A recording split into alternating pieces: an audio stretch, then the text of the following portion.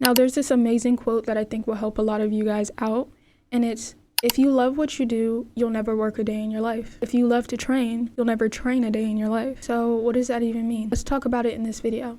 If you don't already know me, my name is Ivy. I've been dancing self-taught for about 8 years, and I coach people on how to improve their K-pop dancing and their K-pop audition. So if you want to be the next big K-pop or global idol, let's talk about how you're going to train. Number 1.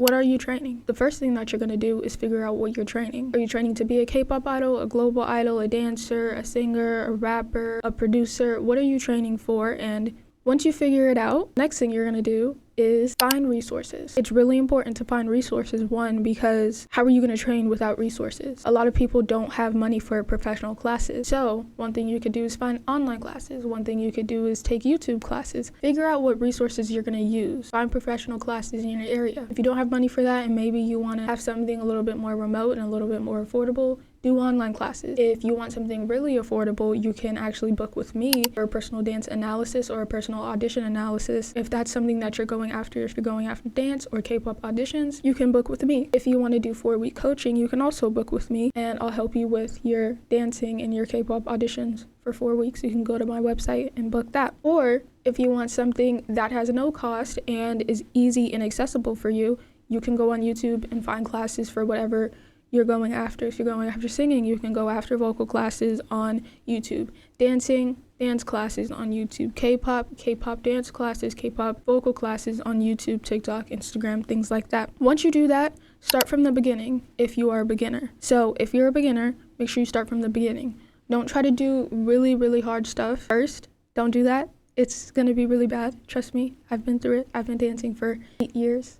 Okay, I've been through it. Whatever you're going for, whether that's singing, dancing, rapping, whatever, always look up what are the basics first. Especially with dance, you're gonna wanna build up a foundation. You're gonna really work on the technique of whatever style you're doing, which is usually gonna be hip hop for K-pop dancers. For vocal classes, if you're going after being a good singer, start building up a good foundation. Stop trying to do the hard stuff first. Same goes for everything else, producing, rapping, everything. Start with a good foundation. And the next thing you're gonna do, make a schedule, set systems. Now, a lot of people try to have to-do lists, or they try to have set schedules every day. And sometimes that doesn't work for people. I know personally that doesn't work for me. Schedules aren't something that just resonates with me and how I am and how my brain works. So I set systems. I build habits. I try to be creative.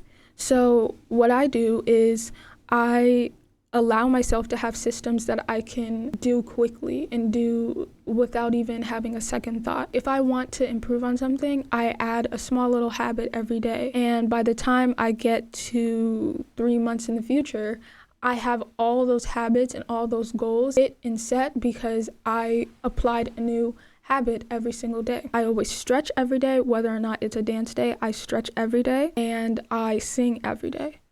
Those are my non-negotiables. Because no matter what happens in that day, I need to always find time to stretch and I need to always find time to sing. If your goal is to work out, take out your workout clothes the night before. And when you wake up, the minute you wake up, put them on.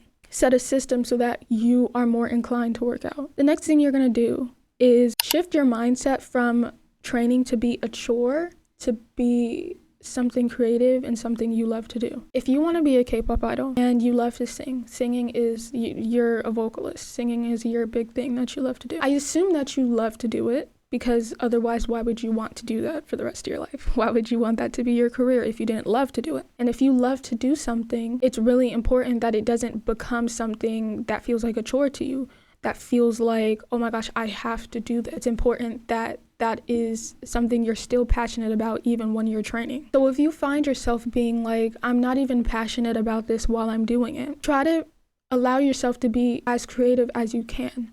So for me, I love to dance. I love to choreograph dances. I love to learn new dances. But a lot of times it feels like a chore to me. So I try to find things to make it more fun. So I try to put on a cute outfit. I try to choreograph to a song that I really, really like. I try to find things to inspire myself. I watch other people dance. I watch K-pop idols because that's one of my goals, is to be able to perform on a stage one day.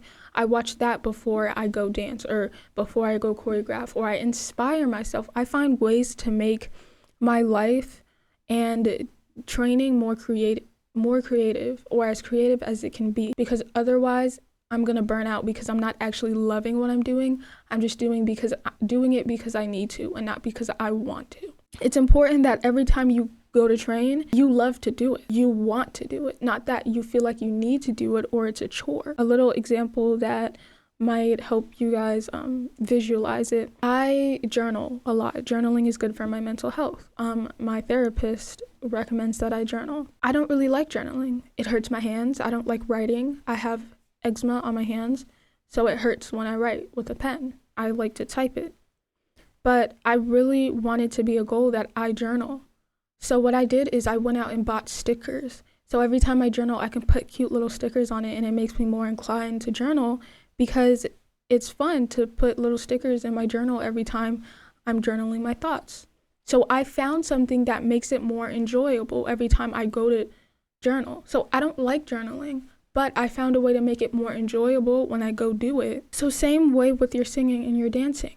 Maybe you're gonna do a vocal class and you don't really like vocal classes, but guess what? You get to sing your favorite song after that. So you're gonna go do your vocal class, and then after you finish your vocal class, you're gonna give yourself a reward by going to do karaoke of your favorite song. So don't have it be so annoying and so like you dread it. Add things onto it that make you happy. One thing you can also do, the next thing, is saturation. So saturate a lot of what you consume with what your goals are. So if you want to be a K-pop idol, instead of when you're eating dinner watching some random show on Netflix, watch K-pop idols perform. Watch the behind the scenes of K-pop idols learning their choreography for their comeback. Watch the behind the scenes of music videos, and it can help your goals stay fresh on your mind and motivate you to go after your goals. That's something I've done for so long, and it's really helped me improve literally everything I do. My dancing, my singing, my rapping, little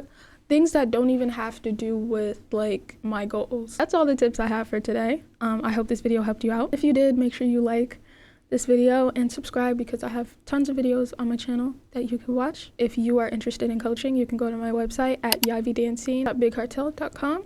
I'll see you guys in the next video. Bye bye.